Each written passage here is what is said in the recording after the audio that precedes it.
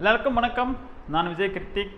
Duty to express our opinion அப்படிங்கிறது ஒவ்வொரு மனிதனும் கடைபிடிக்க வேண்டிய ஒன்று அப்படின்னு நான் நினைக்கிறேன். அதோட விளைவு தான் இந்த விஜய் கிருத்திக் கார் அப்படிங்கிற சேனலில் பார்த்துட்ருக்கீங்க. நீங்கள் ஒரு முக்கியமான டாபிக் பார்க்க போகிறோம். வாங்க வீடியோக்குள்ளே போய் வீடியோவில் பார்க்கலாம். இப்போது நமக்கு இப்போ ரீசெண்டாக வந்து பார்த்திங்கன்னா கண்டெய்னராக வந்து தங்கம் வந்து பிடிபடுறது, அப்புறம் பணம் வந்து பிடிபடுறது அப்படின்னு சொல்லிட்டு நிறையா நமக்கு நியூஸ் வந்து பார்க்கப்படுது. இது எல்லாமே வந்து ஒரு தேர்தல் காலத்தை நோக்கி போகும்பொழுது, தேர்தலுக்கு கிட்ட வரும்போது இது மாதிரியான பிரச்சனைகள் வந்து நிறையா வருது. ஏன்னா ஒன்று வந்து பறக்கும் படை அந்த தேர்தல் காலத்தில் வந்து ஒரு 50,000க்கு மேலே யாராவது கொண்டு வராங்களா அப்படின்னு செக் பண்ணுறதுக்காக ஒரு பறக்கும் படை அமைத்து அவர்கள் பார்க்கறதுனால நமக்கு வந்து இந்த காலத்தில் நிறையா நியூஸ் இந்த மாதிரி வருதா, இல்லை எப்போவுமே வந்து நமக்கு வந்து என்ன சொல்கிறது, எப்போவுமே நடந்துகிட்ருக்கிற ஒன்று தான். ஆனால் பறக்கும் படை போய் கையோடு ஏன்னா கேமரா வச்சுட்ருக்குறாங்க. போலீஸில் வந்து அவங்க வந்து செக் பண்ண போகும்போது உடனே கேமராவை ஆன் பண்ணி அந்த வண்டிக்குள்ளே என்ன இருந்துச்சுன்னு சொல்லிட்டு உடனே ஷூட் பண்ண ஆரம்பிச்சதுனால இது மாதிரி நிறையா விஷயங்கள் பார்த்திங்கன்னா அசால்ட்டாக வந்து கோடிக்கணக்கில் பணம் வந்து அங்கே அப்படி எடுத்துகிட்டு போனாங்க. அப்புறம் ரொம்ப பார்க்குறதுக்கு ரொம்ப ஒரு லேபர் மாதிரி ரொம்ப ஏழ்மையாக உள்ள ஆள் மாதிரி இருக்கிறாங்க. ஆனால் கோடியாக பணம் எடுத்துகிட்டு போனாருன்னு சொல்லிட்டு அவங்களை பிடிச்சாங்க அப்படிலாம் நம்ம நியூஸ் பார்க்குறோம். அதே மாதிரி நமக்கு சென்னையில் வந்து பார்த்திங்க அப்படின்னா கிட்டத்தட்ட 1400 கிலோ தங்கம் வந்து சென்னை ஏர்போர்ட்லேருந்து கஸ்டம்ஸை தாண்டி வெளியே வந்திருக்கு. அப்போ வந்து பிடிபட்டிருக்கு. அதில் 1000 கிலோவுக்கு தான் வந்து அவங்கக்கிட்ட ப்ராப்பரான ரெக்கார்ட் இருக்குது. மிச்சம் அதில் வந்து பார்த்திங்க அப்படின்னா 400 கிலோவுக்கு மட்டும்தான் அவங்ககிட்ட ப்ராப்பரான டாக்குமெண்ட் இருக்குது. 1000 கிலோவுக்கு வந்து பார்த்திங்க அப்படின்னா ப்ராப்பரான டாக்குமெண்ட் இல்லை. கிட்டத்தட்ட 3ல் 1 பாகத்துக்கு மட்டும்தான் அவங்க வந்து என்ன வச்சுருக்கிறாங்க, ப்ராப்பரான பில்லு வச்சுருக்காங்க. மற்ற எதுக்கும் அவங்ககிட்ட ப்ராப்பரான பில்லு இல்லாமல் தைரியமாக அவங்க வந்து அந்த தங்கத்தை வந்து எடுத்து வராங்க. அதுவும் எலெக்ஷன் டைம் அங்கங்கே நிற்பாங்க அப்படின்னு தெரியும். அதையும் தாண்டி கொண்டு வராங்க. ஆனால் கொண்டு வந்தது அப்படிங்கிறது வந்து ஏற்கனவே இவங்களுக்கு இன்ஃபார்ம் வந்து இது மாதிரி ஒரு தங்கம் வெளியே வருது அப்படின்னு போய் பிடிச்சாங்களா அப்படின்னு நமக்கு தெரியாது. ஆனால் அந்த நேரத்தில் பிடிச்சிருக்கிறாங்க. அதே மாதிரி தான் நமக்கு நிறைய அங்கங்கே வந்து இவ்வளோ பிடிச்சாங்க அவ்வளோ பிடிச்சாங்கன்னு நம்ம வந்து கேள்விப்படுறோம். இந்த தருணத்தில் இதே மாதிரி எலெக்ஷன் பீரியட் வந்து பார்த்திங்கன்னா இப்போ ஆந்திராவில் வந்து போயிட்டுருக்கு. ஆந்திராவில் வந்து மே 13, 2024 அன்றைக்கி தான் அங்கே வந்து எலெக்ஷன் நடக்குது. அந்த எலெக்ஷன் நடக்கும்போது எப்படி அவங்க வந்து 50,000க்கு மேலே கொண்டு போகக்கூடாதுன்னு ரெஸ்ட்ரிக்ஷன் இருக்கும். அந்த ரெஸ்ட்ரிக்ஷனை பேஸ் பண்ணி எல்லா இடத்துலையும் தீவிரமாக வந்து சோதனை பண்ணுறாங்க. சோதனை பண்ணும்போது வந்து பார்த்திங்க அப்படின்னா கரெக்டாக வந்து எந்த இடத்துலன்னா அனந்தபுரம் மாவட்டம் பாமிடி அப்படிங்கிற ஊரில் கஜ்ராம்பாளையம், அனந்தபுரம் மாவட்டம் பாமிடி அப்படிங்கிற ஊரில் கஜ்ராம்பாளையம் அப்படிங்கிற அந்த செக் போஸ்ட்டில் தான் இந்த 2000 கோடி ரூபாய் வந்து பணம் வந்து அவங்களுக்கு அந்த பறக்கும் படைக்கிட்ட மாட்டுது. எவ்வளோ பெரிய ஷாக்காக இருக்கும் யோசிச்சு பாருங்கள். அந்த இடத்துல இருந்து ஸ்பாட்டில் அந்த பணத்தை வந்து சீஸ் பண்ண அதை எடுத்து செக் பண்ணி என்ன இருக்குன்னு திறந்து பாருங்கள். அப்படி பார்க்கும்போது உள்ளே பூரா 2000 கோடி கட்டாக பணம் இருந்தால் அவங்களுக்கு எவ்வளோ ஷாக்காக இருக்கும். உடனே உயர் அதிகாரிகளுக்கெல்லாம் தகவல் கொடுக்கப்படுது, வருமான துறைக்கெல்லாம் தகவல் கொடுக்கப்படுது. எல்லாம் பரபரப்பாக அந்த இடத்துல வந்து என்ன வராங்க, ஒரு கூட்டம் வந்து திரளாக வந்து கூட்டுறாங்க. இவ்வளோ பணம் ஒரு இடத்துல மாட்டியிருக்கு அப்படின்னு சொல்லிட்டு கிட்டத்தட்ட 4 கண்டெய்னரில் இந்த பணம் வந்து வந்திருக்கு. ஸோ 2000 கோடி அப்படிங்கிறது இப்போ 2000 ரூபாய் நோட்டை வந்து அரசு திரும்ப பெற்றதுனால இப்போ 2000 கோடினா அந்த 2000 கோடியுமே அவங்க 500 ரூபா நோட்டை தான் கொண்டு போயிருக்கணும். அப்போ 500 ரூபா நோட்டை கொண்டு போகிறதுனால அவங்களுக்கு 4 கண்டெய்னர் தேவைப்பட்டிருக்கு. அதுவே வந்து 2000 ரூபாய் நோட்டாக இருந்திருந்தால் அவங்க ஒரு கண்டெய்னர்லேயே 2000 கோடியும் என்ன பண்ணியிருப்பாங்க, கொண்டு போயிருந்திருப்பாங்க. அப்போ 4 கண்டெய்னரில் வந்து 500 கோடியாக அந்த 2000 கோடி மொத்தமாக அப்படி வரிசையாக வண்டி வந்து வரும்போது அதில் சோதிக்கிறாங்க. என்ன இருக்குதுன்னு சொல்லிட்டு பார்க்கும்போது பார்த்திங்க அப்படின்னா உள்ளே வந்து 2000 கோடி ரூபாய் பணம் இருக்குது. அப்போது இந்த பணம் எங்கேருந்து வந்துச்சு, யார்கிட்ட போகுது அப்படின்னு பார்க்கும்போது கேரளா மாநிலம் அங்கேருந்து வருது. ஸோ கேரளாவிலேருந்து பார்த்திங்க அப்படின்னா கொச்சி அப்படிங்கிற அந்த ஸ்டேட்லேருந்து, கேரளாவில் கொச்சி அப்படிங்கிற ஒரு பகுதியில் இருந்து ஹைதராபாத்துக்கு வந்து இந்த பணம் கொண்டு போகிறத இந்த விசாரணையில் தெரிய வருது. அப்புறம் எங்கேருந்து வந்துச்சு இந்த பணம் அப்படின்னு தான் அடுத்தடுத்து அபிஷியலி என்ன ஆகும், ஒரு இதெல்லாம் போகும். இதே மாதிரி தமிழ்நாட்டில் நம்ம மக்களுக்கெல்லாம் ஞாபகம் இருக்குன்னு நினைக்கிறேன், சில வருடத்துக்கு முன்னாடி இதே மாதிரி ஒரு எலெக்ஷன் டைம் தான்.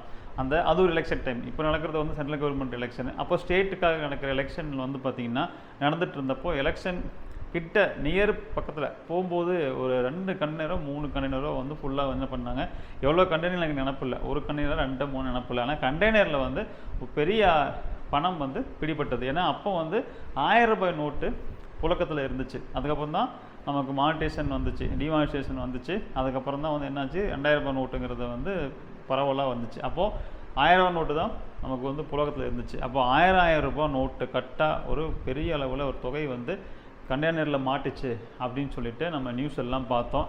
அதை கொண்டு போய் சீஸ் பண்ணி வழக்கம் போல் போலீஸ் ஸ்டேஷனில் வந்து அதுக்குரிய துறையில் போய் என்ன பண்ணுவாங்க, அதை அமலாக்கத்துறையில் போய் அதை வச்சுருந்தாங்க. அதுக்கப்புறம் அந்த பணம் முறையாக யார்கிட்ட போய் சேர்ந்துச்சு, அது எங்கேருந்து வந்துச்சு அப்படிங்கிற பெரிய பெரிய தகவல் ஒன்றும் பெருசாக வரல. ஆனால் இப்போது பார்த்திங்கன்னா அதே மாதிரி எலெக்ஷன் டைமில் தான் வந்து ஆந்திராவில் நமக்கு இப்போ 2000 கோடி ரூபாய் வந்து பிடிபட்டிருக்கு. நம்ம தமிழ்நாட்டில் எலெக்ஷனுக்கு முன்னாடி தங்கமாக கிட்டத்தட்ட 1400 கிலோ தங்கம் வந்து ஹாங்காங்கில் இருந்து வந்தது பிடிபட்டது. அதுவும் வந்து பார்த்திங்கன்னா ஷிப்பில் கப்பல் மூலிமா கொண்டுட்டு வரல, ஃப்ளைட்டு மூலிமா கொண்டுட்டு வந்து அங்கேருந்து கஸ்டம் கிளியரன்ஸ் ஆகி வெளியே வந்துச்சு. அதில் 400 கிலோவுக்கு மட்டும்தான் உரிய ஆவணம் இருக்குது. ஆனால் 1000 கிலோவுக்கு உரிய ஆவணம் இல்லை. இது எல்லாம் பெரிய அளவில் விசாரிக்கப்படும். ஆவணம் இல்லாத ஒரு பொருள் எப்படி வெளியே வந்துச்சு, எப்படி கஸ்டம்ஸை தாண்டி வந்துச்சு, இது வந்து 1000 கிலோவும் முறையற்று கொண்டு வரப்பட்டதுன்னு தெரிய வந்துச்சு அப்படின்னா அந்த கஸ்டம்ஸை உள்ளே இருக்கிற ஆஃபீஸர்ஸ் உட்பட எல்லாருமே இதில் வந்து பெரிய விசாரணைக்கு உட்படுத்தப்படுவாங்க அப்படின்னு சொல்லிட்டு பரபரப்பாக நியூஸ் வந்து நம்ம கேட்டோம். ஆனால் அதுக்கப்புறம் அது அப்படியே சைலண்ட்டாக இருக்குது, எந்த ஒரு தகவலும் நமக்கு வெளியே வரல. அதே மாதிரி தான் நமக்கு வந்து பார்த்திங்கன்னா ஒவ்வொரு டைம்லையும் வந்து இந்த எலெக்ஷன் டைமில் அன்எக்ஸ்பெக்டடாக நிறைய இடத்துல வந்து பணம் பிடிபடுறதை நம்ம பார்க்க முடியுது. இந்த நேரத்தில் ஆந்திராவுக்கு வந்து பார்த்திங்கன்னா 2000 கோடி ரூபாய் எலெக்ஷன் டைம் அப்படிங்கிறது தெரியும். அப்போ எலெக்ஷன் டைமில் நமக்கு வந்து ஆர்பிஐ வந்து கேரளா கொச்சியிலிருந்து அந்த பணத்தை அங்கே கொண்டு போயிருக்கிறாங்க. ஸோ இது வந்து எலெக்ஷன் கருதி இது எப்படியும் வந்து ஒரு விசாரணைக்கு உட்படுத்தப்படும். மேபி செக் போஸ்ட்டில் அது மாட்டுச்சு அப்படின்னா அதுக்கு உண்டான கிளியரன்ஸ் எல்லாம் கொடுத்து கொண்டு போக வேண்டியதாக தேவைப்படும். இந்த டைமில் கொண்டு போகும்போது தேவையில்லாமல் ஒரு சலசலப்பு முதல்ல ஏற்பட வாய்ப்பு இருக்குது. அதனால் இப்போ வந்து பார்த்திங்கன்னா மே 13 இன்றைக்கி வந்து நமக்கு கிட்டத்தட்ட இன்றைக்கி தேதி வந்து பார்த்திங்க அப்படின்னா நமக்கு மே 8. ஸோ மே 8 இருக்கும். ஒரு 13னா என்ன, கிட்டத்தட்ட 5 நாள் தான். ஒரு 5 நாளுங்கிறது அவங்களுக்கு வந்து எலெக்ஷன்லாம் முடிஞ்சு அங்கே பரபரப்புலாம் அடங்கினதுக்கப்புறம் கூட அந்த பணத்தை அவங்க கொண்டு போயிருந்துருக்கலாம். அது ஏதோ ஒரு இந்த மாதிரியான ஒரு பிடிபடுறதுக்கெலாம் வந்திருக்காது. இப்போ நிறையா பேர் என்னென்ன பொதுமக்கள் சாதாரண மக்கள் என்ன நினைப்பாங்க அப்படின்னா, இது எலெக்ஷனுக்கான செலவுக்காக தான் கொண்டு போகப்படுது, ஏதோ அந்த எலெக்ஷனுக்கு வந்து செலவு இடங்களுக்காக யாரோ ஒருத்தர் கொண்டு போகிறாங்க அப்படிங்கிற மாதிரியான ஒரு நோக்கம் இருக்கலாம். ஆனால் இது முறைப்படி ஆர்பிஐ தான் என்ன பண்ணுறாங்க, இங்கேருந்து எல்லா பேங்குக்கும் டிஸ்போஸ் பண்ணுறதுக்காக அந்த பணம் நமக்கு கொச்சியிலேருந்து என்ன ஆகுதுங்க, ஹைதராபாத்துக்கு போயிருக்கு. ஸோ அப்புறம் அவங்கெல்லாம் செக் பண்ணிவிட்டு என்ன பண்ணியிருக்கிறாங்க, அவர்களை வந்து ஓகே நீங்கள் பணத்தை எடுத்துகிட்டு போங்க அப்படின்னு சொல்லிட்டு அனுப்பிச்சிட்டாங்க. இதுதான் நடந்திருக்குது. இதில் என்ன நமக்கு வந்து பரபரப்பான வந்து செய்தி என்ன அப்படின்னா, அந்த நேரத்தில் இது வந்து ஆர்பிஐ தான் இது கொண்டு வந்தாங்க அப்படிங்கிறது தெரியறதுக்கு முன்னாடி இது என்ன இருக்கும், எல்லாருக்கும் ஒரு பரபரப்பான ஒரு சூழ்நிலையை மனசுக்குள்ளே கிரியேட் பண்ணியிருக்கும். 2000 கோடி சர்வசாதாரணமாக ஒரு இடத்துல வந்து நம்ம பார்க்க முடியுது. 2000 கோடியை பை இந்த ரோட்டில் வந்து நம்ம முன்னாடி ஒருத்தவங்க எடுத்துகிட்டு போகிறாங்க அப்படிங்கும்போது எல்லாருக்குமே எப்படி இருக்கும், அப்படியே இதிலேருந்து 1 கோடி அட்லீஸ்ட் நமக்கு கிடைச்சது, நம்ம வாழ்க்கை எங்கேயும் கொண்டு போயிடலாமே, நம்ம முன்னாடி கண்ணு முன்னாடி வண்டியில் 2000 கோடி போகுதே, நம்மளால் அது தொட்டு கூட பார்க்க முடியலையேங்கிற ஒரு எக்ஸைட்மெண்ட்டு எல்லாருக்கும் என்ன இருக்கலாம். ஒரு உள்ளுக்குள்ளே 2000 கோடி நம்ம பணமாக இருந்தால் எப்படி இருக்கும், சரி 2000 கோடி வேண்டாம், அட்லீஸ்ட் ஒரு 1 கோடியாச்சு நம்ம கிடைச்சா நம்ம செட்டில் ஆயிடலாமே அப்படிங்கிற எண்ணம் நிறையா பேர்த்துக்கு அந்த இடத்துல இருந்த ஒரு பாமர மக்களுக்கு வந்திருக்கும். ஸோ அரசு பணியில் இருக்கிறாங்க, ஒரு காவல்துறையில் ஒரு விசாரணைக்கிற வந்திருக்கக்கூடியவங்க, அதிகாரியாக இருக்கிறாங்க, அமலாக்கத்துறையில் இருக்கிறாங்க, நம்மளுடைய வருவாய் தொழில் இருக்கிறாங்க, இவங்களுக்கெல்லாம் அந்த தாட் வராது. ஆனால் ஒரு பாமர மனிதனாக இது தோணி இருக்கும் இல்லையா. நான் சொல்கிறது அந்த மூமெண்ட்டில் 2000 கோடி பிடிச்சி வச்சு அந்த கண்ணையில் கொஞ்சம் நேரம் நிற்கிது, எல்லாம் கிளியரன்ஸ் ஆகிற வரைக்கும் நிற்கிது. அது வெளியும் வந்துருச்சு, 2000 கோடி தான் உள்ளே இருக்குது, வெளியும் வந்துருச்சு. ஒன்று நியூஸ்லலாம் அது என்ன பண்ணிட்டாங்க, எடுத்து போட ஆரம்பிச்சிட்டாங்க.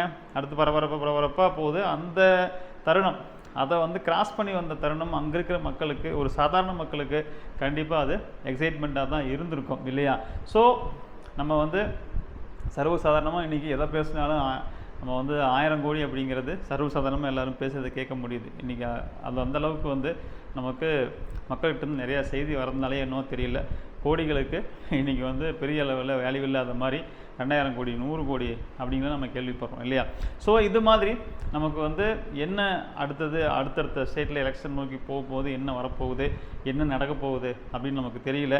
ஆர்பிஐ கூட நான் என்ன யோசிக்கிறேன்னா, இந்த எலெக்ஷன் நேரத்தில் ஆர்பிஐ இந்த பணத்தை கொண்டு போகிறத தவிர்த்துட்டு மற்ற நேரம் ஒரு ஷெட்யூல் போட்டு கொண்டு போயிருந்தோம்னா அது ஒரு பரபரப்பை ஏற்படுத்தியிருக்காது. பட் ஆனால் தேவைன்னு வரும்போது சட்டப்பூர்வமாக அவங்க முறையாக அதை எடுத்துகிட்டு போகிறாங்கும்போது தப்பு கிடையாது. ஆனால் அந்த நேரத்தில் இது பரபரப்பாக ஆயிருக்கு அப்படிங்கிறது தான் நம்ம இங்கே பதிவு பண்ணுறோம். ஸோ இந்த வீடியோவில் நான் மீண்டும் சந்திக்கிறேன். எல்லாருக்கும் வணக்கம். பாய்.